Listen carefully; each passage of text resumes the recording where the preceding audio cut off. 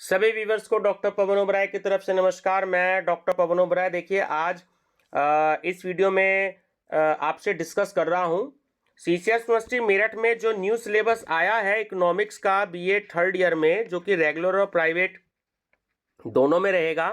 और व्यूवर्स, हो सकता है कि शायद ये न्यू सिलेबस जो है रेगुलर में तो रहेगा ही रहेगा। जैसे अभी न्यूज़पेपर में ये इन्फॉर्मेशन 4-5 दिन पहले आई थी, मैंने एक वीडियो भी बनाई थी कि प्राइवेट के जो पेपर होंगे वो ओल्ड पैटर्न और ओल्ड सिलेबस के आधार पे होंगे। तो थर्ड ईयर के तो होने तो एमसीक्यूज ही हैं, लेकिन तब जो पेपर्स थे दोनों अलग हैं इकोनॉमिक्स के। और अब जो मार्च अप्रैल 2022 में जो पेपर होगा तो वो अलग सब्जेक्ट हैं इकोनॉमिक्स के, और प्रीवियस ईयर में अलग सब्जेक्ट थे। ठीक है ना।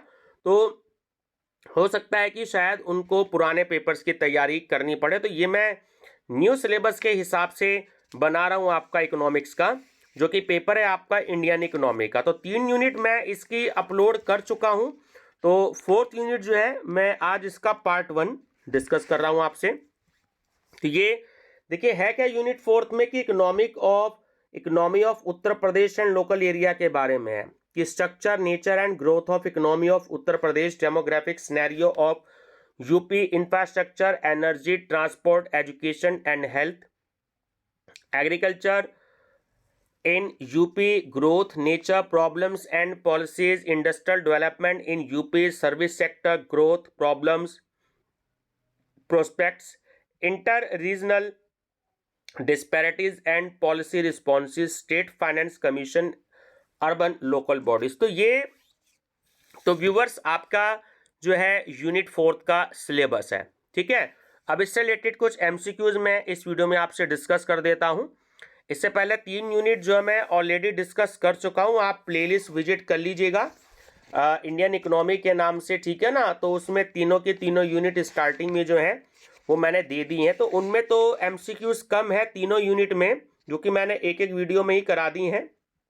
लेकिन इसमें जो है सिलेबस आपका सबसे ज़्यादा, तो इसमें मेरे पास में लगभग 450 प्लस में एमसीक्यूज है। तो ये कई सारे पार्ट में बनेगी। तो आज पार्ट 1 में आपसे डिस्कस कर रहा हूं इसका। ठीक है ना। चलिए आंसर देखिए साथ के साथ हैं। आप पीडीएफ फाइल भी केवल 40 रुपये जमा करा करके इस पेपर की जो डिस्क्रिप्शन बॉक्स में मोबाइल नंबर दे रखा है, तो आप वो मुझसे परचेज कर सकते हैं। ठीक है। चलिए, निम्नलिखित में से कौन सा फसल चक्र पूर्वी उत्तर प्रदेश के लिए सर्वाधिक उपयुक्त है? तो वह धान, मक्का और गेहूं। उत्तर प्रदेश में प्रथम दुग्ध सहकारी समिति की स्थापना हुई थी, वो हुई थी लखनऊ में। उत्तर प्रदेश में विक्रय अधिशेष अधिकतम है, तो वो है गेहूं का। उत्तर प्रदेश में उगाई गई निम्न फसलों में से किसकी अवधि न्यूनतम है? मूंग की फसल की। उत्तर प्रदेश अग्रणी उत्पादक है। तो देखिए थोड़ा सा ये जो 2 क्वेश्चन है इसके लिए मैं माफी चाहूंगा, इसके आंसर थोड़े से मिसप्रिंट हैं। ठीक है। चलिए क्वेश्चन नंबर 5 और 6 का, प्रदेश में पान उत्पादन के लिए कौन सा जिला विशेष रूप से प्रसिद्ध है? तो पान उत्पादन जो होता है वो एक्चुअली महोबा जिले में होता है। उत्तर प्रदेश किस उत्पादन का सबसे बड़ा उत्पादक नहीं है? तो फूलों का। ठीक है। फूल उत्तर प्रदेश जो है वो सबसे बड़ा उत्पादक इसका नहीं है। प्रदेश में अब नालिका अपरदन से सबसे अधिक प्रभावित जिला कौन है या कौन सा है? वो है इटावा। उत्तर प्रदेश में प्रथम दुग्ध सहकारी समिति की स्थापना हुई, तो देखिए क्वेश्चन थोड़ा सा रिपीट हो गया, तो लखनऊ में हुई थी। सोनभद्र जिले को स्पर्श करती है।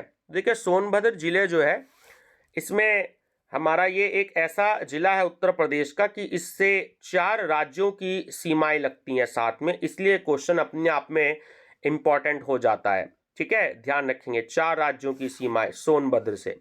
उत्तर प्रदेश का कौन सा क्षेत्र आद्य कल्प के प्राचीनतम शैलों से या शैली से निर्मित है? तो वो है बुंदेलखंड। ठीक है। निम्न में से किससे उत्तर प्रदेश की सीमा नहीं लगती है? देखिए, पंजाब की सीमा जो वो नहीं लगती, क्योंकि जब उत्तर प्रदेश खत्म होता है तो वहां पर जो है इधर तरफ देखिए, हम इस साइड मेरठ से आगे दिल्ली की तरफ जाएं तो सीधा जहां यूपी खत्म होता है नोएडा, तो दिल्ली शुरू हो जाता है। और अगर इधर हम सहारनपुर की तरफ जाते हैं तो इधर जो है पहले हरियाणा लगता है, बाद में पंजाब आता है। तो पंजाब इसका करेक्ट आंसर है। उत्तर प्रदेश में सर्वाधिक वर्षा का क्षेत्र है, तो जो तराई क्षेत्र है वहां पे सबसे ज्यादा बारिश होती है। निम्नलिखित में से सर्वाधिक क्षेत्रफल वाला जिला है, तो वो है लखीमपुर खीरी। क्षेत्रफल की दृष्टि से उत्तर प्रदेश का राज्यों भारत के राज्यों में स्थान है तो चतुर्थ यानी कि 4th नंबर का स्थान है, चौथा स्थान है राज्यों में। निम्न में से किस जिले को अंतरराष्ट्रीय सीमा स्पर्श नहीं करती है? तो बस्ती। ठीक है, बस्ती जो है कहा जाता है कि उत्तर प्रदेश का सबसे आखिरी जिला है। निम्न जिलों में क्षेत्रफल में सबसे छोटा है, तो वो है वाराणसी। उत्तर प्रदेश का क्षेत्रफल देश का कुल क्षेत्रफल का है। तो इसके लिए माफी चाहूंगा स्टूडेंट, थोड़ा सा इसका आंसर जो है वो गलत जो है वो इससे लग गया है, तो माफी चाहूंगा, मैं इसे नहीं बताऊंगा वरना गलत हो जाएगा, तो गलत आंसर डिस्कस नहीं करूंगा। निम्न में से किस देश की सीमाएं उत्तर प्रदेश से मिलती हैं? नेपाल। ठीक है, निम्न में से किसे राष्ट्रीय राजधानी, जिसे हम एनसीआर भी बोलते हैं शॉर्ट में, के 32वें और उत्तर प्रदेश को 8वें जिले के रूप में शामिल किया गया है? तो वो शामिल किया गया है शामली को। उत्तर प्रदेश की सीमा भारत के कितने राज्यों से मिलती है? 9 राज्यों से। निम्न में से किस जिले की सीमा नेपाल से लगती है? जो महाराजगंज है उत्तर प्रदेश में, उससे लगती है। निम्न में से कौन जिला या कौन सा जिला बुंदेलखंड क्षेत्र का है? महोबा, ये बुंदेलखंड क्षेत्र का है। उत्तर प्रदेश में किसान मित्र योजना कब से शुरू की गई? तो वो की गई 18 जून 2001 से। निम्न में से किस फसल का उत्तर प्रदेश भारत में सर्वप्रथम उत्पादक है? ठीक है, गेहूं। गेहूं जो है वो उत्तर प्रदेश में सबसे ज्यादा उत्पादक है इसका। ठीक है, भारत में। भारतवर्ष में प्रथम कृषि विश्वविद्यालय की स्थापना कहाँ की गई थी? तो बहुत ही इंपॉर्टेंट क्वेश्चन है, पंतनगर में। ठीक है, ध्यान रखेंगे, पंतनगर में। उत्तर प्रदेश की प्रमुख फसल है, तो देखिए गेहूं का जब नाम अभी आया था तो गेहूं जो है वो इसका करेक्ट आंसर है। लाल मिट्टी पाई जाती है, लाल मिट्टी जो है मिर्जापुर और झांसी में पाई जाती है। उत्तर प्रदेश में शस्य जलवायु क्षेत्रों की संख्या है, वो है 9। निम्न में से कौन सा जनपद उत्तराखंड, हरियाणा और हिमाचल प्रदेश के साथ सीमा बनाता है? देखिए वो है सहारनपुर। ठीक है, सहारनपुर से ही आगे जो उत्तराखंड शुरू होता है और हरियाणा शुरू हो जाता है और हिमाचल प्रदेश का एरिया भी शुरू हो जाता है, तो सहारनपुर इसका सही आंसर है। क्षेत्रफल के घटते क्रम में सही विकल्प का चयन कीजिए। तो बी ऑप्शन, पहले है राजस्थान, फिर उससे कम हो गया मध्य प्रदेश, फिर हो गया महाराष्ट्र और फिर हो गया उत्तर प्रदेश। ठीक है, तो अभी जो क्वेश्चन आया था कि उत्तर प्रदेश का कौन सा स्थान है राज्यों में क्षेत्रफल की दृष्टि से, चौथा मैंने बताया था, तो चौथे नंबर पे उत्तर प्रदेश आ रहा है। लखनऊ की सीमा किसे स्पर्श नहीं करती है? देखिए बलिया से स्पर्श नहीं होती है लखनऊ की सीमा। पश्चिम में कौन सी नदी काफी हद तक उत्तर प्रदेश की सीमा निर्धारित करती है? यमुना। उत्तर प्रदेश के भाबर क्षेत्र में किस प्रकार की मृदा पाई जाती है? तो वो है कंकरीली पथरीली। उत्तर प्रदेश के किस जिले में सबसे कम वर्षा होती है? मथुरा में। निम्न जिलों का स्तर उत्तर से दक्षिण सही अनुक्रम है। तो देखिए ये बी नंबर का ऑप्शन ही जो दे रखा है कि सिद्धार्थ नगर, फिर है संत कबीर नगर, फिर है अंबेडकर नगर और फिर है संत रविदास नगर। ठीक है, तो बी ऑप्शन जो है वो इसमें करेक्ट है। निम्न नगरों का भौगोलिक क्षेत्रफल की दृष्टि से सही घटता क्रम है, तो वो है डी ऑप्शन।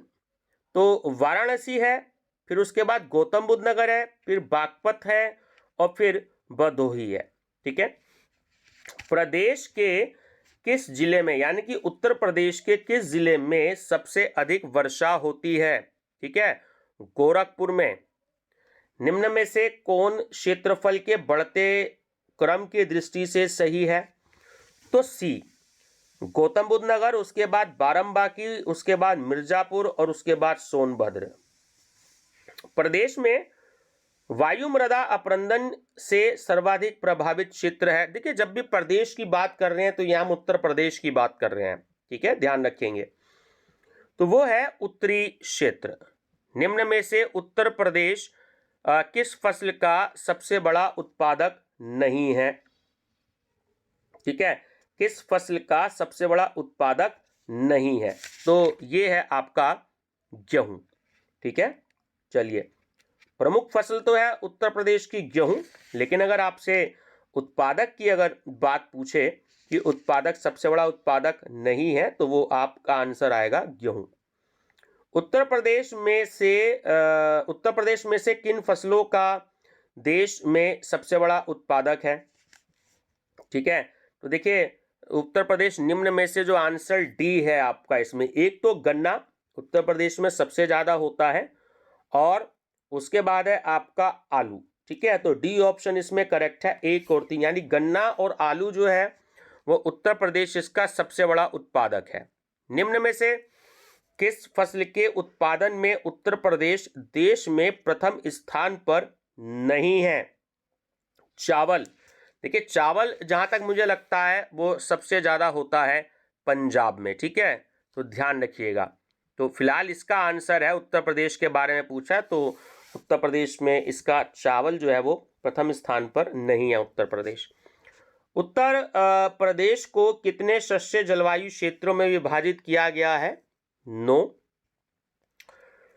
उत्तर प्रदेश को कुल कितने पारिस्थितिकीय क्षेत्रों में बांटा गया है? तो सही आंसर है 20। भारत में उत्तर प्रदेश अग्रणी उत्पादक है, तो देखिए दूध का। ठीक है, ध्यान रखेंगे, उत्पादक है दूध का। उत्तर प्रदेश की सबसे महत्वपूर्ण नगदी फसल है, देखिए गन्ना ही है, क्योंकि उत्तर प्रदेश में चीनी और गन्ने ये जो है चीनी सबसे ज़्यादा इसलिए बनती है क्योंकि गन्ने की जो मिलें हैं, शुगर फैक्ट्रीज जो है वो उत्तर प्रदेश में सबसे ज़्यादा है। तो आप गन्ने का ही आंसर इसमें लगाएंगे, ध्यान रखिएगा। उत्तर प्रदेश की प्रमुख वाणिज्य फसल है, तो ये भी देखिए गन्ना ही है, क्योंकि बहुत ज़्यादा कमर्शियल हम इसे फसल मान सकते हैं। गन्ने से ही सबसे ज़्यादा जो है खेती होती है यहाँ पर गन्नों की, जितनी भी शुगर फैक्ट्री हैं यहाँ पर उत्तर प्रदेश में सबसे ज़्यादा है। ठीक है, तो गन्ना इसका करेक्ट आंसर है। निम्न में से किस दलहन फसल का क्षेत्र उत्तर प्रदेश में सर्वाधिक है? तो दलहन फसल है चने की। गेहूं के अधिकतम उत्पादन वाला राज्य, तो गेहूं के उत्पादन वाला राज्य जो है वो उत्तर प्रदेश है। ठीक है, कृषि श्रम उत्पादकता सर्वाधिक है, तो कृषि श्रम उत्पादकता सर्वाधिक है पश्चिमी उत्तर प्रदेश में। उत्तर प्रदेश में सीमांत कृषक किन्हें कहा गया है? देखिए बहुत ही इंपॉर्टेंट क्वेश्चन है। सीमांत कृषक वो हैं उत्तर प्रदेश में जिनके पास 1 एकड़ से कम भूमि वालों के पास कृषि होती है। और लास्ट क्वेश्चन है इस यूनिट का, उस जनपद को चिन्हित कीजिए जिसमें जानवरों के लिए पॉलीक्लिनिक नहीं है। तो झांसी एक ऐसा जो है डिस्ट्रिक्ट है उत्तर प्रदेश में है जानवरों के लिए पॉलीक्लिनिक नहीं है। ठीक है, तो झांसी इसका करेक्ट आंसर है। व्यूअर्स, मैं थोड़ा सा एक्चुअली इसमें मैं आपको क्वेश्चन में ये मैं बता भी दूं, क्योंकि अभी जो ये क्वेश्चन नंबर आया है 51, क्योंकि अभी जब हमने पहले स्टडी किया था तो गेहूं के अधिकतम उत्पादन वाला राज्य इसमें आंसर है उत्तर प्रदेश। और हमने जो थोड़ी देर पहले अभी ऊपर आंसर पढ़ा था कि गेहूं के मामले में ही है कि क्वेश्चन नंबर जो है इसमें 2 क्वेश्चन आए थे पहले, तो थोड़ा सा इसमें गेहूं वाले क्वेश्चन में मुझे थोड़ी सी कंफ्यूजन है। कभी मौका लगेगा तो मैं इसमें से आपको बताऊंगा, क्योंकि क्वेश्चन नंबर 28 का तो आंसर बिल्कुल सही है कि उत्तर प्रदेश की प्रमुख फसल तो गेहूं है। ठीक है, ये बात तो बिल्कुल करेक्ट है। ठीक है, तो ध्यान रखेंगे। चलिए व्यूअर्स, तो आगे के जो क्वेश्चन है वो मैं आपसे अगली वीडियो में डिस्कस करूंगा, तो ये आप प्लेलिस्ट जरूर विजिट कर लीजिएगा। और देखिए, चैनल स्टडी विद डॉक्टर पवन ओबराय, ये जो चैनल है एक्चुअली सीसीएस यूनिवर्सिटी का, ये मैंने एक ऐसा चैनल तैयार किया है जिसमें आपको सीसीएस यूनिवर्सिटी मेरठ के जो है सारे के सारे क्वेश्चन पेपर्स अवेलेबल हो जाए, चाहे बीए हो, बीकॉम हो, एमए हो, एमकॉम हो। तो मेरी कोशिश है कि सारे के सारे आपको जो क्वेश्चन पेपर्स हैं इस पे अवेलेबल हो जाए और सोल्ड पेपर अवेलेबल हो जाए। ठीक है, धीरे धीरे कंपटीशंस की वीडियो भी मैं अपलोड करना शुरू कर रहा हूं, तो आप लोग अगर कंपटीशन की तैयारी भी कर रहे हैं तो मेरे चैनल के साथ जुड़ सकते हैं। तो धीरे धीरे मैं कंपटीशन से रिलेटेड भी वीडियोज इसमें अपलोड करूंगा, तो बनी रहिएगा मेरे चैनल पे स्टडी विद डॉक्टर पवन ओबराय पे। Thank you.